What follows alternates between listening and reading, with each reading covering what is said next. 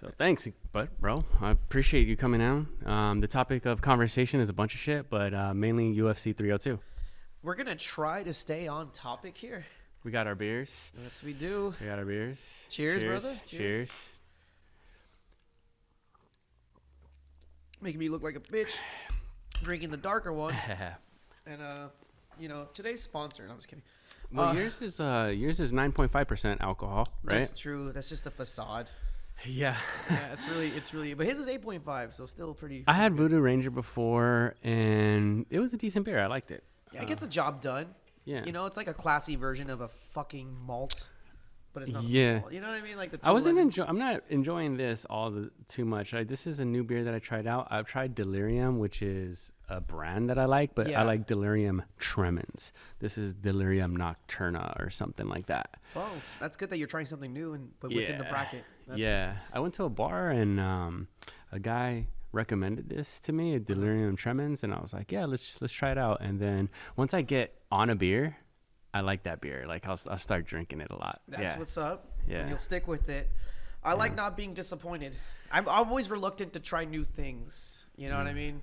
Felt the same way about anal sex, you know? I wasn't really ready for it, but it helps with the constipation. So yeah. Anyway, is it Pride Month yet? No, I can't even joke like that. UFC 302. Wait, I'm gonna turn on the air conditioning. Okay, yeah. What I just said got him really hot right now, so he has to like turn on the air condition. It's cool. I understand, dude.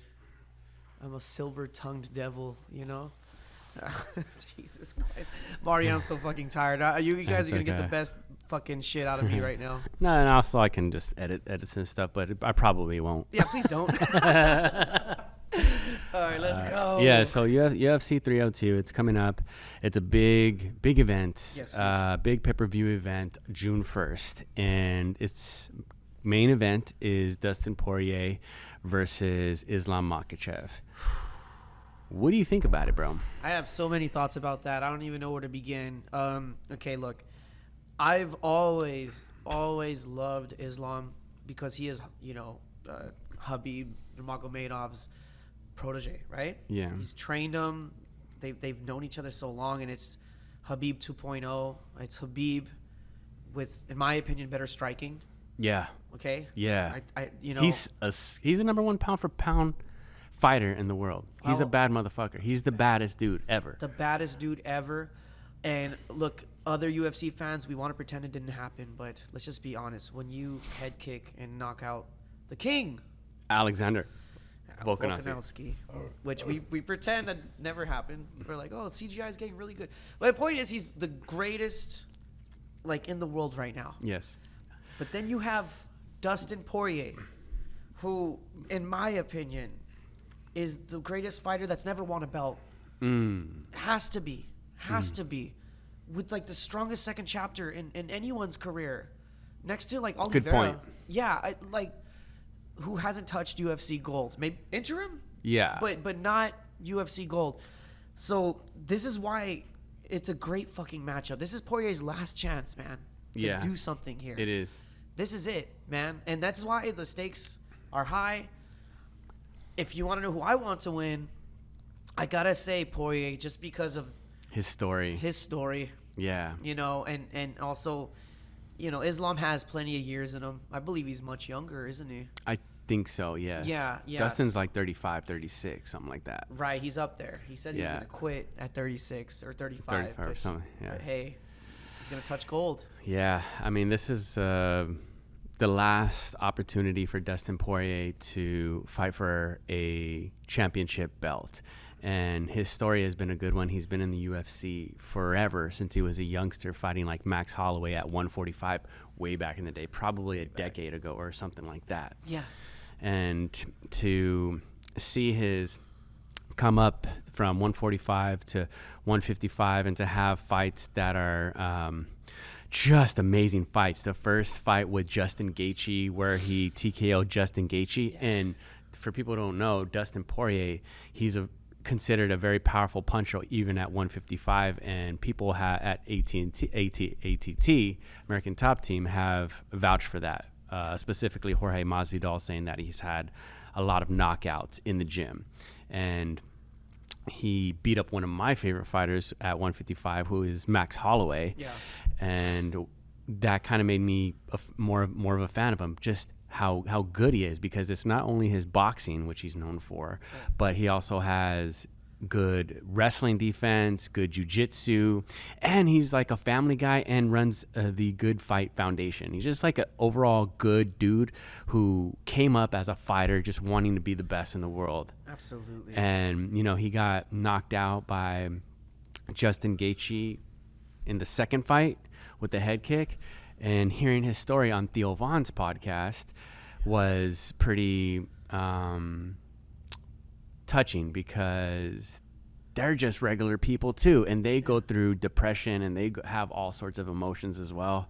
And to see him get another opportunity after fighting Benoit Saint Denis and TKOing him is a blessing. It's a real gift and honor to be watching this man's story and his come up.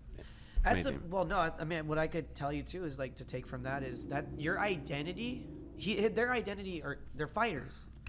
You win or you lose. It's a very conclusive sport. I'll even go as far as to say, like, if you want to compare, you know, NBA or NFL or any sport where there's teams, there's an obvious winner and loser for the most part in, you know, UFC and mixed martial arts. Yeah, sure, there's the coach to involve, there's the trainers, the camp, essentially. That's the team. But in reality, it's one-on-one. Yeah. One of us is leaving the fucking winner. And I love that for the sport. Now, when your identity, and that's what their identity is, when that gets compromised by a loss, that's when I would imagine the depression hits. Now, to, like, piggyback off of, you know, Dustin's struggle with mental health, there was also Volkanovski mentioning when he has downtime, he loses it. You know what I mean? He gets depressed. He gets in like a weird depression state, thus forcing him to right away sign to fight Islam that second time. We don't talk about that. But the point is, yeah, they're just people just like us. You know, as a musician, I could say when I don't have a gig for a long time, I kind of fall in the same depression. Yeah. It's like, who am I, right? But anyway, to digress, yeah, Dustin is hella wholesome. A good dude. And a good fighter. A great fucking fighter. And a great fighter. So yeah. I'm rooting for Dustin as well. I'm not sure what the odds are on that, but I think Islam is going to be heavily favored. I would say probably like minus 300. I was going to say minus 300, minus 300, like minus 350, something like that. Like a nice favorite.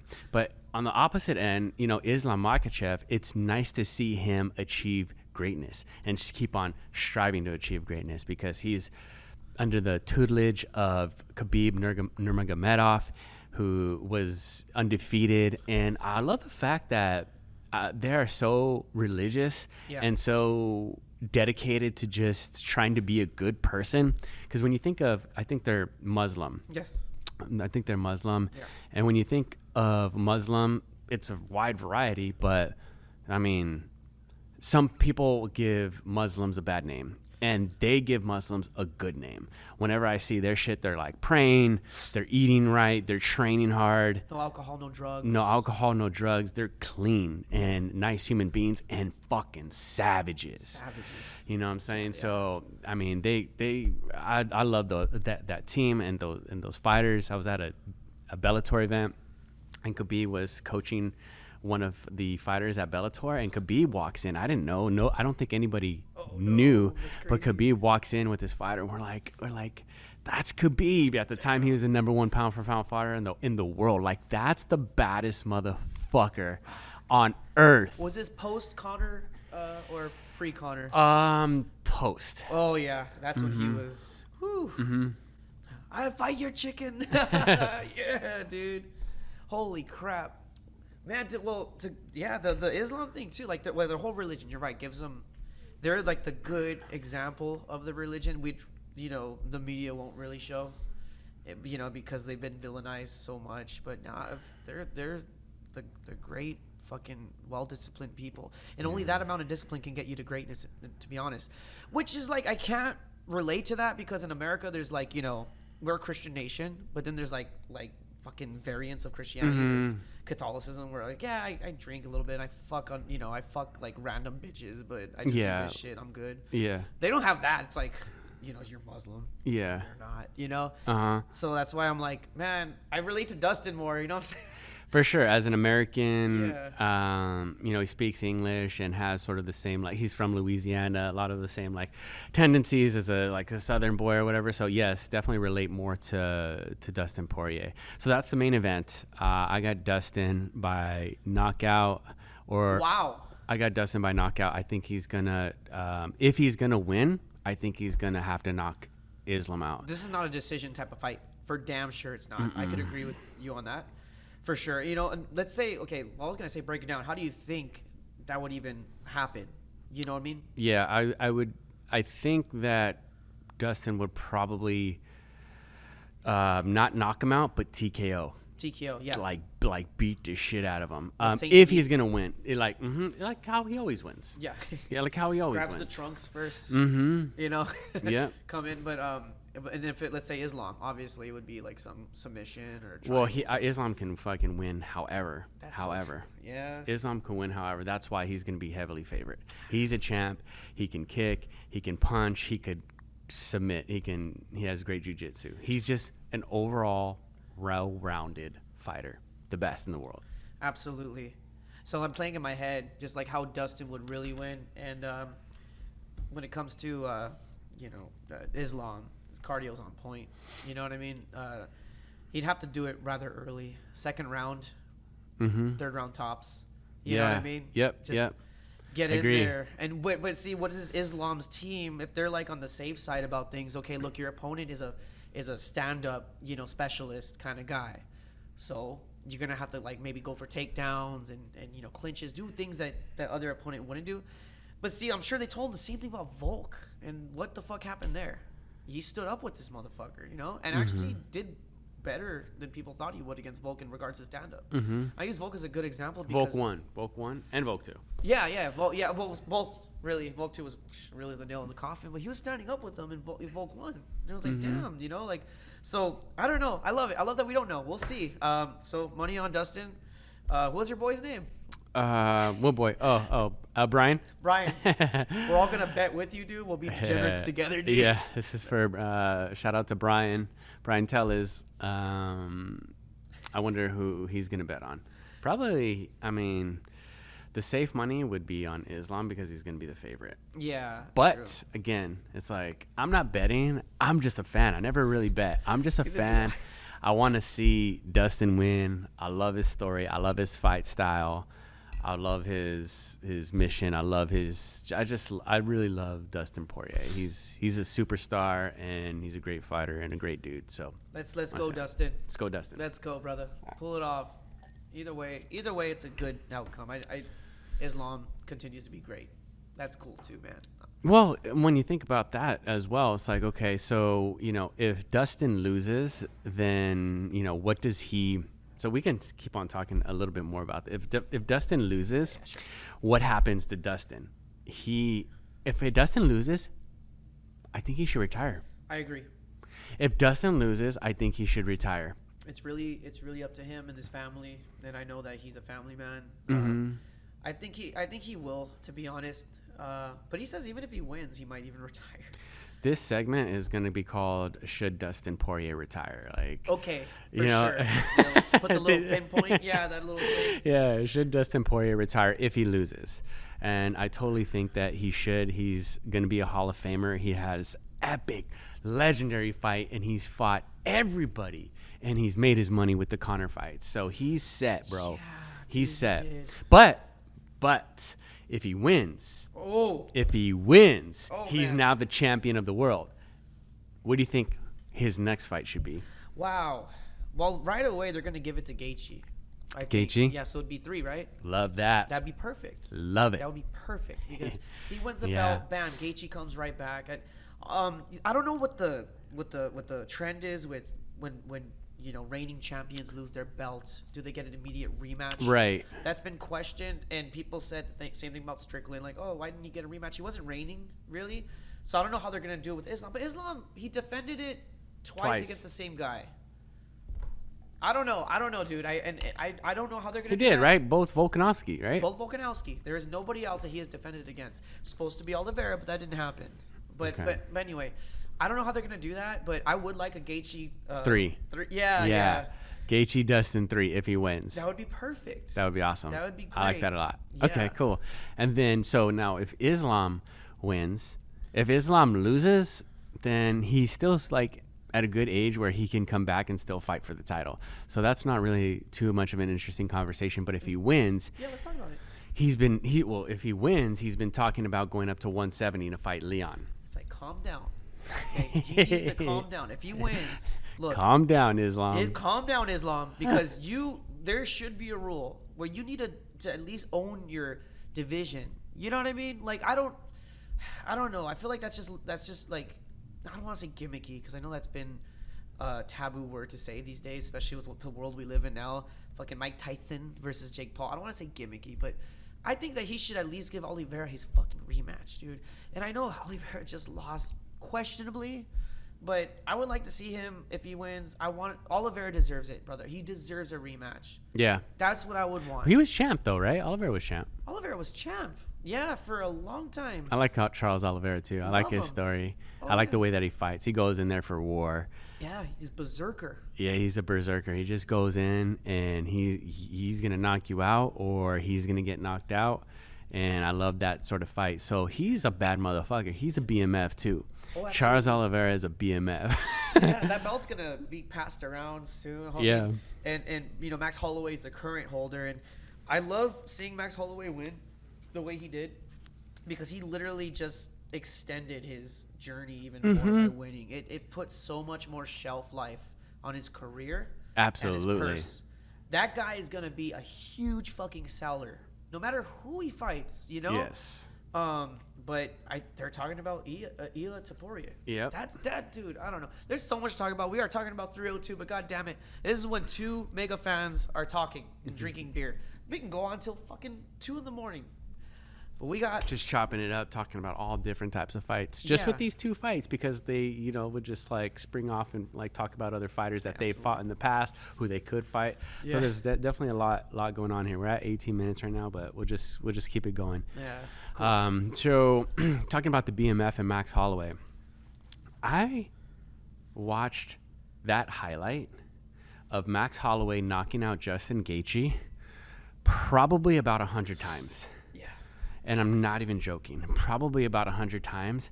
And I got into punching the bag. I got into punching the bag.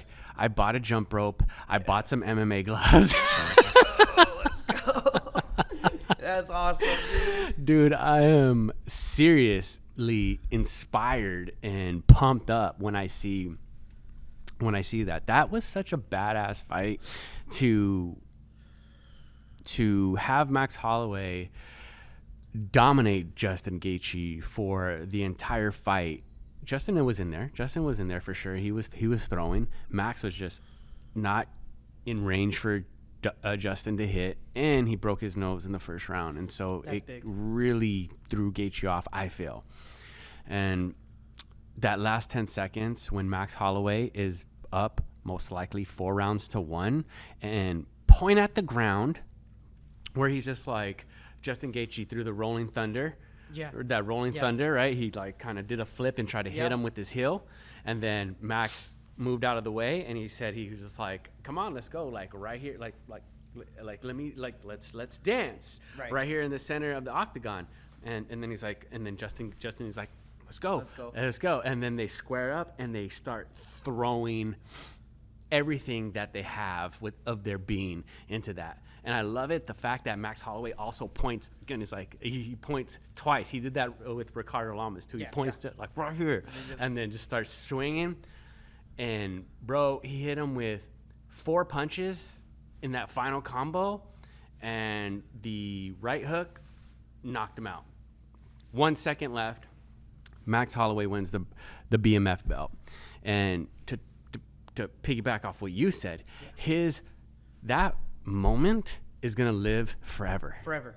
That moment is going to live forever. but it also extends Max Holloway's journey in the UFC and his purse, like you said. And keep in mind, Max Holloway is, I believe, 32 years old. Yes, he is. Well, prime time. Yeah, he needed it now more than ever. Mm-hmm. You know, he lost to Volk three times. So this was very important for him. And I will go as far as to say this, you know, to get into the psychology of these fighters. Keep in mind that like the best fighters are not what you think. Stereotypically, when you think of a good fighter, you think of some like meathead. You think of some fucking gym rat. You think of these fucking guys, right? These fucking douche, you know, fucking high school jock cultured sons of bitches. In reality, the best fighters are pretty nerdy. That being said, those guys did something that you see in video games. Justin threw his ultimate, his finisher. Max's is this. That to me is so fucking cool because they're like in their 30s. We're in our 30s. We love Mortal Kombat. Fatality. We love their ultimate, the moves like Ryu's ball, like fireball, like that's they Hadouken, and they grew up on that too. Therefore, it's translated over to that fight because that was like a straight up, just like, you know, Tony Ferguson throwing sand. I mean, I can go on forever, but the thing is, like, that was cool that they both did their that moment, their shtick. Yeah, you know, that was a moment. That was a moment, and like you said, Max was 4-1. He did not have to fucking do that. But he's a BMF, and he risked it all for the biscuit. And he risked it for the biscuit. Biscuit being a $300,000 bonus. Yeah, $600,000. Fuck off. That's right. $600,000. $600,000 bonus. That is nuts. Imagine just seeing $600,000 go into your bank account. Just it's there. That's it. Rounding number. $600,000 as a deposit. So he's got a wire. Quite a journey ACH. ahead of him. Yeah, who would you like to see him fight next? That's a good question. God damn, you know. I don't know, just because, like, I mean, I'm biased because, you know, I'm a big Volkanovski fan. I would love to see him fight Ilya Topuria, where the fuck his name, and just fuck him up. But I gotta speak unbiasedly. All right, so Max Holloway at lightweight, huh? Max Holloway at lightweight or featherweight. Oh, yeah, he can go back down, I guess. Fuck. That's a good one. If he was smart, he'd probably go back down, huh? I think that's where.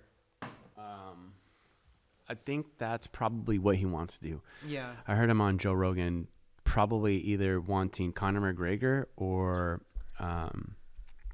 Ilya Topuria. Conor McGregor, obviously, to maybe get the money, right? To get the money, and then Ilya to get that belt. But Max Holloway has been the interim. He's been the undisputed, and now he's the BMF champion. So he's the only fighter in the world to hold those three belts, to have held those three belts. Brian Ortega. You want to see him fight Brian Ortega? I don't know. Just because he just beat. You want to see Max fight Brian? He beat Brian beat Yair, right? Yes, I think so. I don't know, because like I think he should be smart about his next opponent. You can't just go right away to the top. I think he should just keep tuning up. Because, like, when's the last time Max been in the win column? I mean, he beat the Korean Zombie, right? He beat the Korean Zombie. He was on his way out. And then he also beat Yair. He beat okay. Yeah, he beat Yair, and he beat Korean Zombie, and he beat Arnold Allen. He beat Yair, fought Volk again, got whooped. That was Max 3, right. Max Volk 3. And then after that, he fought Arnold Allen, and then after that, he fought Zombie. Which Arnold Allen was on a tear, upcoming prospect, and he whooped his ass. Damn. Then what? Okay, well, let me just pass it to you. What do you think? I think he should fight Ilya Topuria. Damn, right away, huh? Fuck it. I think he should fight Ilya Topuria. I would like to see that. Like trying to be unbiased, but in reality, yeah, that would be a great fucking fight. Yeah, I think that he'll get a nice payday from that and an opportunity to get the belt. Right. Yep. That'd be good for him, man. But you know, if okay, so this is interesting. I said this a while back, and then also Joe Rogan said this too. But I said this a while back before Joe Rogan, so I'm gonna just put that out there. Okay. But Sugar Sean was talking about fighting Ilya Topuria at 145, and I like the fact that Sugar Sean and Max Holloway are both stand-up fighters. Yeah. Right? And I've always considered like Max like a 145er who has like a nice kind of tall, slim build, similar to Sugar, but you know, he put on some muscle. So now I'd still like to see that fight. I'd like to see him fight Sugar at 145. But that's second or third. I'd like to see him first fight Ilya, or if he stays at 155, who's a good money fight, big money fight for Max Holloway. I think like I'm talking about realistically, not just idealistically, like realistically, okay. right? So you got to think like Conor and Chandler are fighting.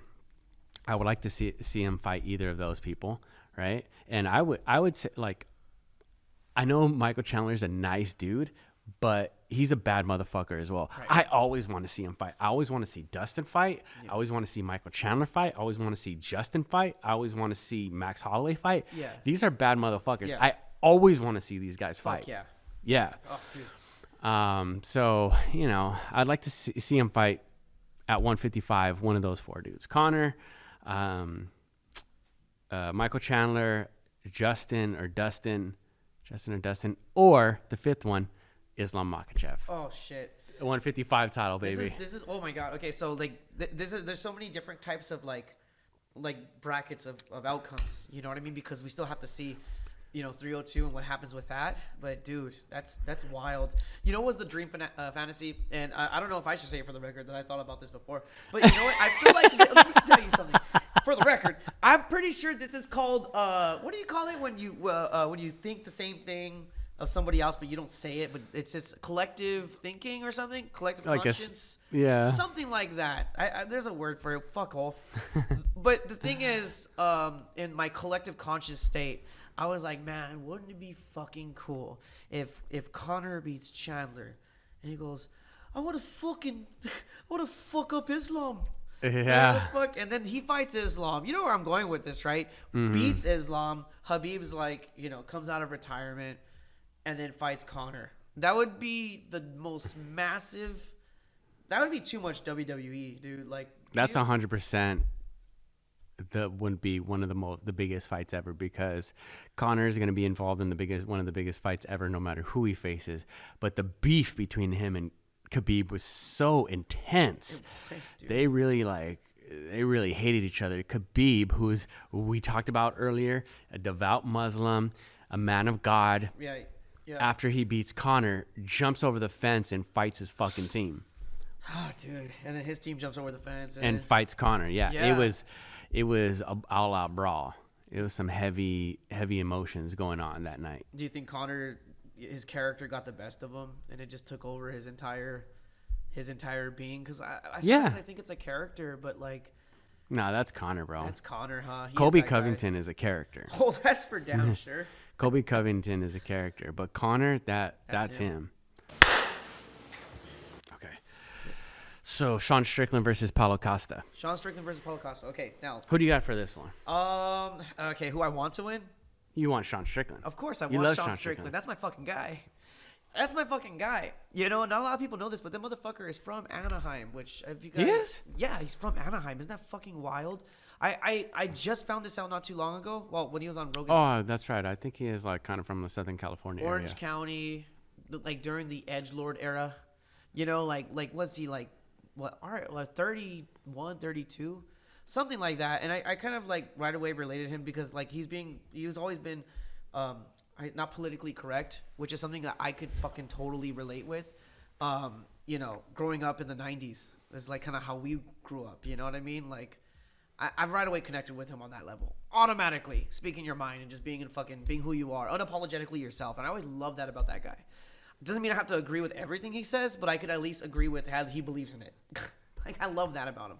But I guess bias aside, them going up against each other, fuck. If I were to pick one, oh my god. I don't know, dude. I'd like to see the odds on that. Yeah, that'd be interesting. I don't know what to say about, because you know Costa just lost to Whitaker, right? Mm-hmm. But he also showcased, you know, remember that wheel kick he threw? Oh yeah, I was just watching that fight today. You did? Okay.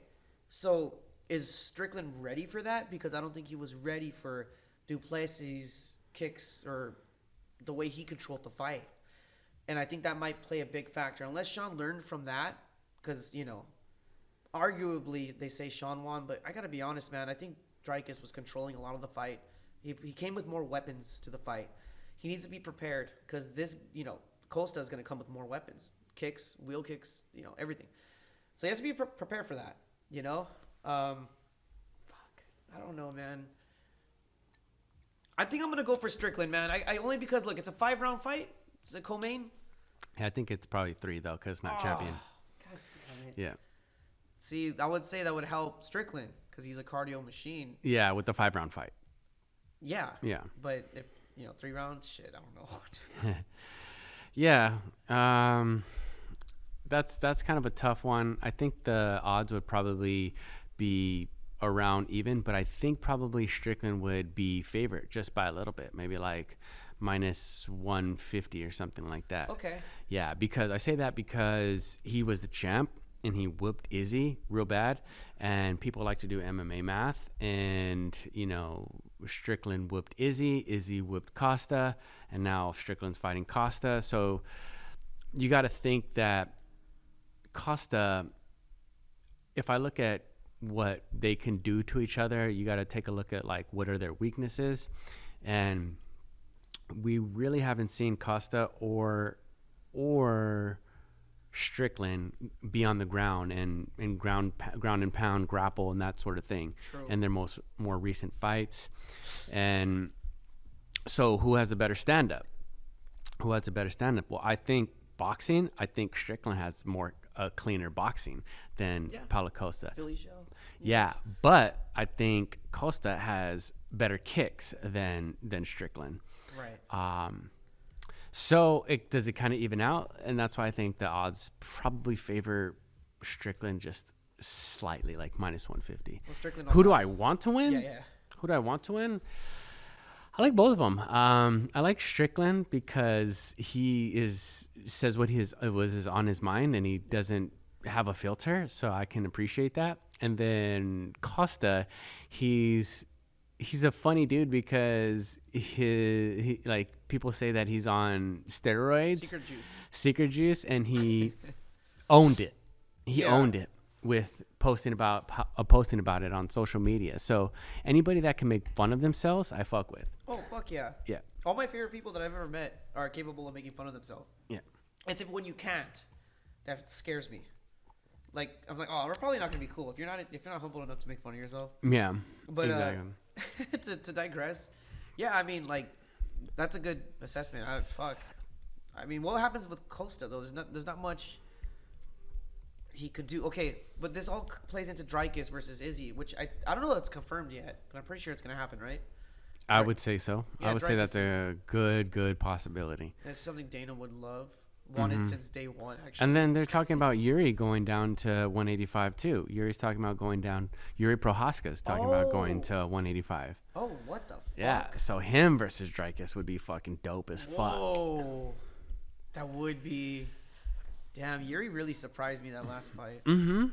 Yeah, 300. He like was really getting... I'm not going to lie, he was getting pretty fucked up for most of it, but I don't know what happened. He came through. He came through at the end there, didn't he? Yeah. Wow. Well, let's say Dricus Izzy does happen.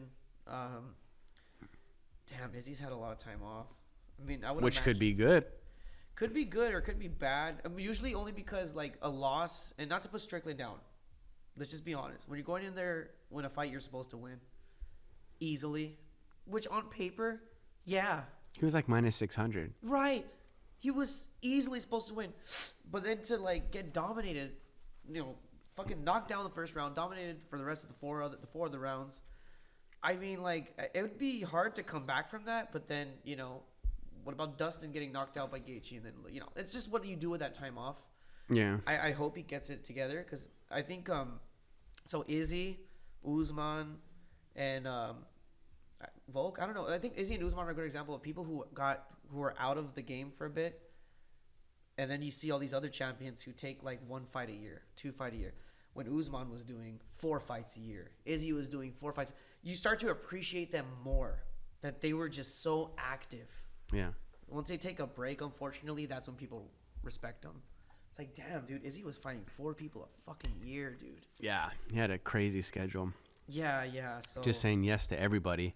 Yeah. Like, doesn't matter who it is. Let me just fight. Let me go up to 205. Let me do the damn thing. Let me just fight. Yeah. And Izzy is, in my opinion, one of the GOATs, one of the greatest of all time. I love his fight style, but he just got fucked up by Strickland, and people can have an off night. And from what I hear, being the champion, there's just an immense amount of pressure on you all the time. Absolutely. And we talked about fighters being human beings, which they are. And that shit could get rough. You might just want that monkey off your back. Yeah, of course. Just all that pressure. Yeah. So maybe sometime, I think that for Izzy is a great thing, because I'm sure he's still in the gym training. Yeah. And, he doesn't fold under pressure. He's been in that spotlight, so to speak. So if he were to come back and fight Drakus, that would be fucking sick. The African Battle of Africa. Yeah, that's right. You know what I'm saying? That's right, dude. Because Drakus is white, but he's from South Africa. Yeah. And then he says he's the real African because Israel Adesanya is from Nigeria, but left when he was, early teens to New Zealand. Right. So, That's just a silly thing to claim.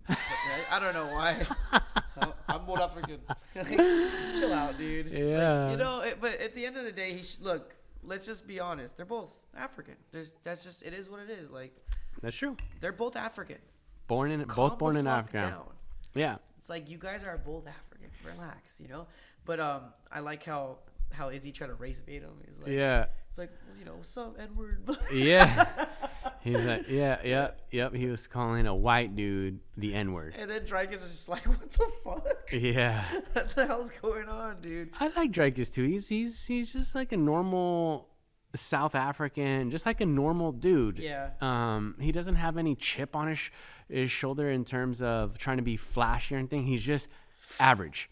He's just average when it comes to the way that he acts. I bet like when he goes back to South Africa, or even when he's in the United States, he goes to the grocery store. He does like normal things, similar to like Alexander Volkanovski, just a regular ass dude who's just the baddest motherfucker in the world. You know what I'm saying? Meanwhile, his projected opponent is getting French tip nails done. Exactly, like rocking chains, like posing in front of Lamborghinis and being on the cover of of this and that. This is more like chill. I mean, again, like, because I'm a musician. I love fucking flashy rock stars. That's what's up. I love it. I fuck with it. Okay, cool. You're the champ. You're the GOAT.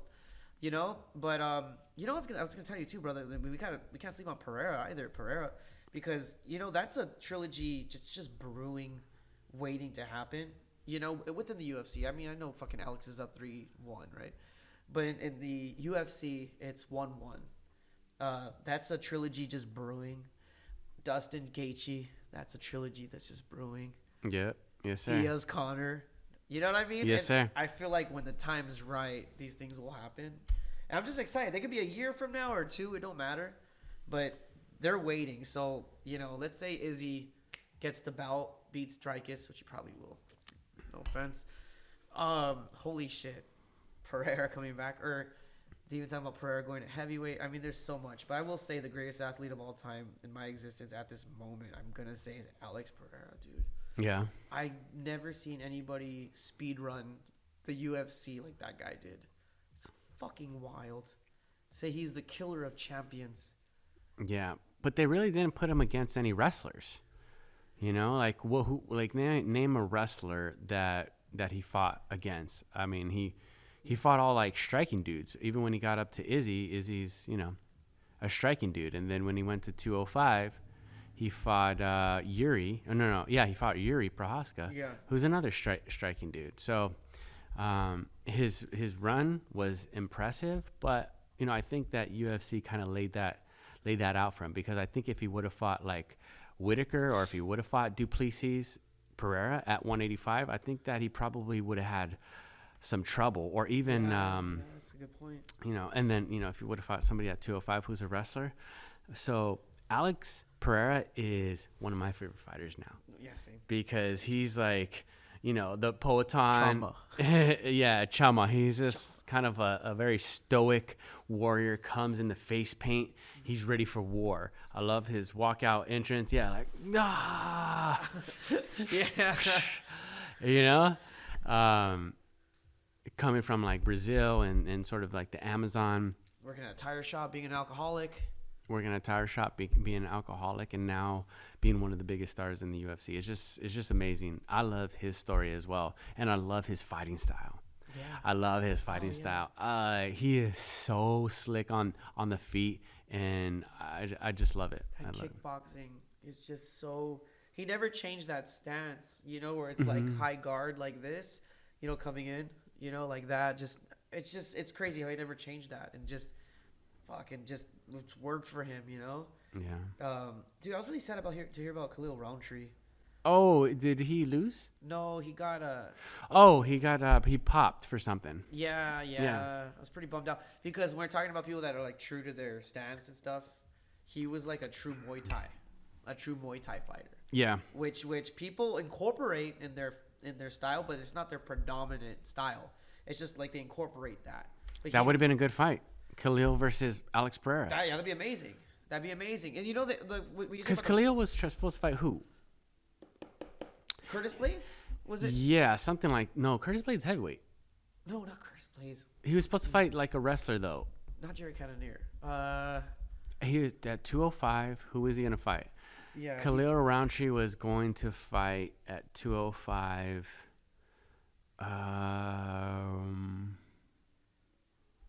Let me know if you find. Yes. No. Yeah, I forget who he was supposed to fight. Well, he's a light heavyweight, so something like Jamal Hill. He's supposed to fight Jamal Hill. Okay. That would have been fucking. That would have been awesome. Oh, I'm so bummed. Yeah, if he would have beat Jamal Hill, then he would have fought Alex. Yeah. Probably that would make sense. Yeah, it's cool seeing him on the up and up too. Yeah, I love Khalil. He's like a really like chill dude. Yeah, he's dope as fuck. Yeah, it was cool to see him come up too, man. I was in New York when I saw him knock out fucking the last dude, Dominic. No, Dominic. What the fuck is that guy? He's Dominic a commentator. Reyes. No, Dominic Reyes. He just knocked out Anthony Smith. Oh, okay. That was gnarly, dude. I didn't see that one. Dropped him, and he walked over with his hand in the air like this, and like just asking, like hoping someone was gonna stop him. And they stopped him. He just knocked him down. He went up, like, dude, stop me, and then they just stopped him. But yeah, I mean, we got fight fans here, ladies and gentlemen. This is what happens. We just go off and off and off. So anyway, to bring it back to Strickland and and Costa, we got Strickland. Yeah, we got Strickland. So we got Strickland. We got Strickland, and then we got Dustin. Two Americans. Two Americans. Go. USA. That's USA. right. Show the windbreaker. USA. Get it, dude. Fuck yeah, dude. No, Let's go. It's been great. Unfortunately, a lot of these fights are happening while I'm doing my music. So that's pretty. It's You're hard. gonna watch it at your show? Well, I'm gonna do this. So it's really hard to balance because I usually play on weekends, and then the fights are on weekends. And God damn it, I'm just gonna admit it here on this on the Marty Yang podcast, okay?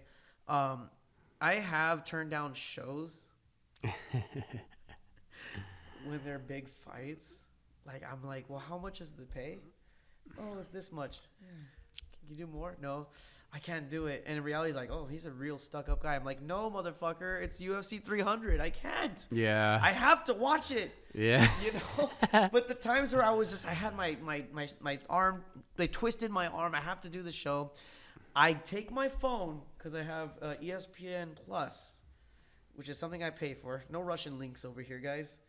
And I put it right where my guitar pedal is, and I just lean it kind of like this.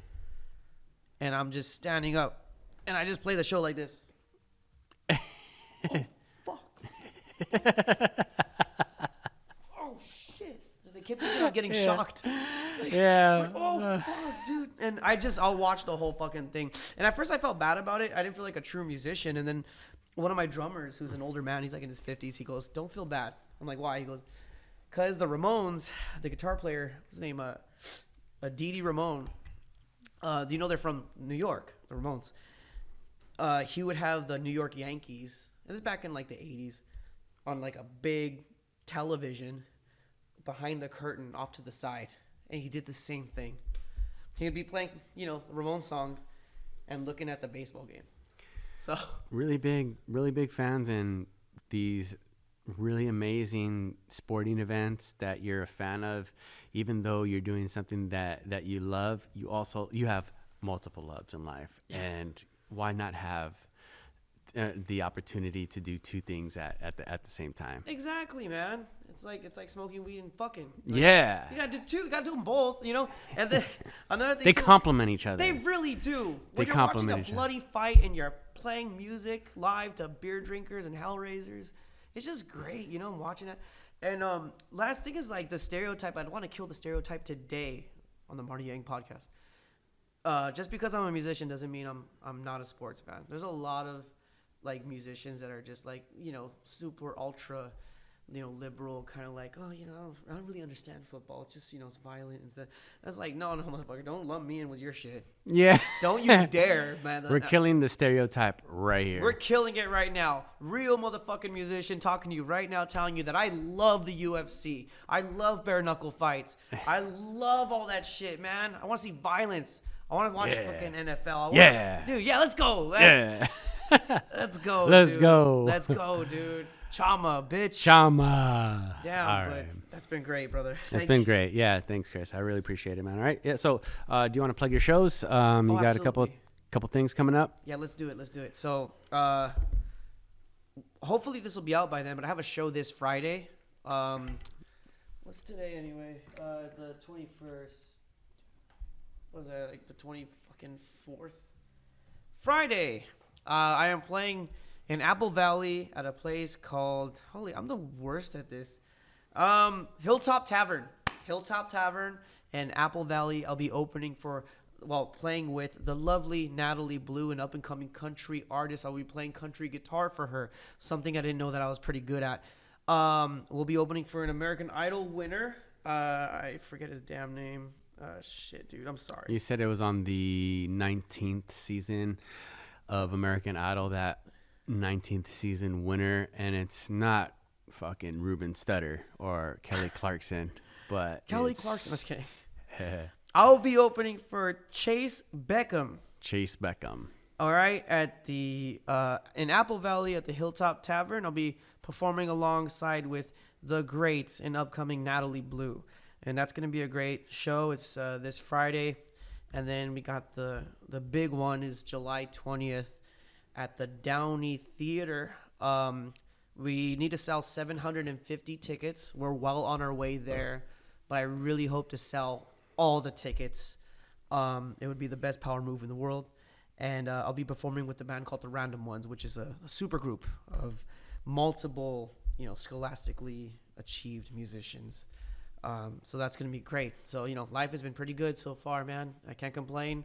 And, we got some awesome fights coming up. There it is. Let's go. All right, everybody. Thanks. Peace. Cheers.